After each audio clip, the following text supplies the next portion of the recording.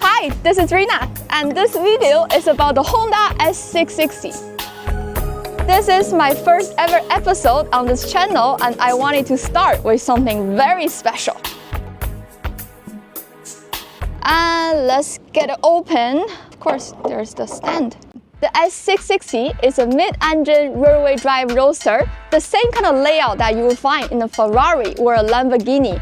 However, instead of a super powerful V8 or V12 engine, this car comes with a tiny 660cc 3-cylinder turbocharged engine right here. This little engine sits right here behind the driver, which balances the weight between the front and the rear. And look, this one even comes with a manual tar guard top. Oh, wow. In the world of automatic folding roof, this is so special. But honestly, this is a part of the charm. It's not too heavy. It's not too heavy at all. I know the place to put it. Let me put it in. Oh, not bad. Pretty nice. Yes, you can stand by yourself. And this is the perfect storage. Isn't it beautiful? Sorry. And we are ready to go. It is only 3.4 meter long, a very, very tiny car.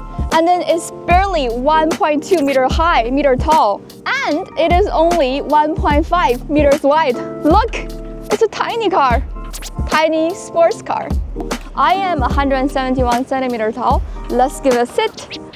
Wow, not too bad. I'm not really squeezing or anything. I think this is perfect. And by the way, the steering wheel you're looking at right now, right here, this is the smallest steering wheel that is ever fitted to a Honda. Ready? Let's start the engine.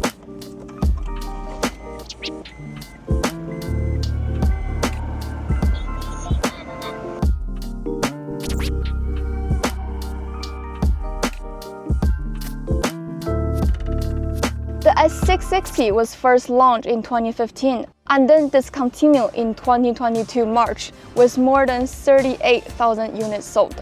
But the story actually started much earlier. The S660 was the successor to the Honda Beat, which ended in 1996. 19 years later, Honda brought back the tiny two-seat roadster. The idea came from a 2010 contest at Honda R&D. The winner was a 22-year-old engineer, Ryo Mukumoto-san, the youngest lead engineer in Honda's history. When the car was launched, Honda also called this car the sports car with the world's biggest smile. Even though the S660 was meant to attract the younger buyers, but it turned out that over 80% of the owners were actually men in their 40s and 50s probably.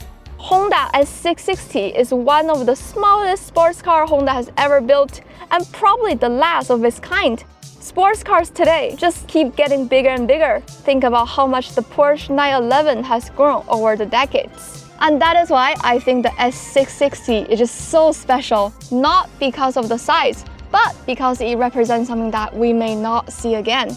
A tiny, lightweight, gasoline-powered roadster.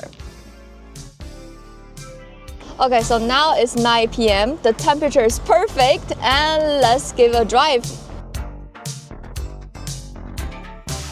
What I really love about this car is that it has a rear window. Look at it. Oh, I'm opening it right now.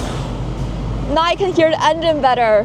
If I give it a little bit of gas, woo! I can hear the turbo actually. Oh my God. Can you hear it? That is the sound of the turbo. Wow!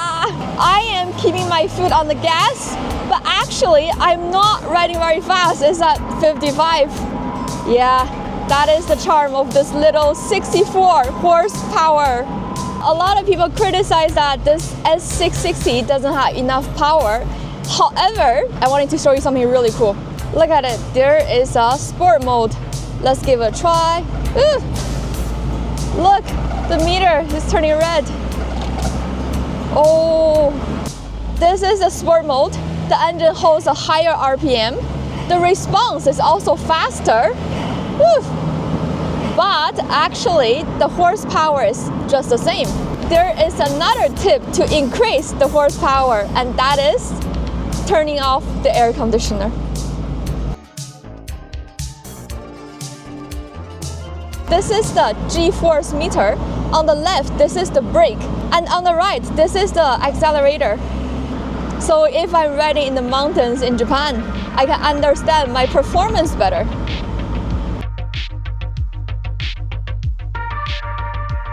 Actually, this is my first time driving this S660, but I'm enjoying it so much. It's so easy to ride, it's so nice. The controlling, the handling also perfect. And I'm even considering of actually buying this car. It's so nice to drive.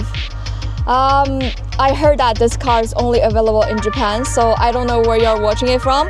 You probably cannot find it so easily in your location. To rent it in Tokyo for a day is only less than $80 USD. That's really nice deal. If you're ever in Tokyo, would you like to rent it for a day and experience? Do tell me in the comment below. So yeah, thank you guys so much for watching. This is the end of this video. Don't forget to like, subscribe, and leave a comment if you have any question. And see you in the next one.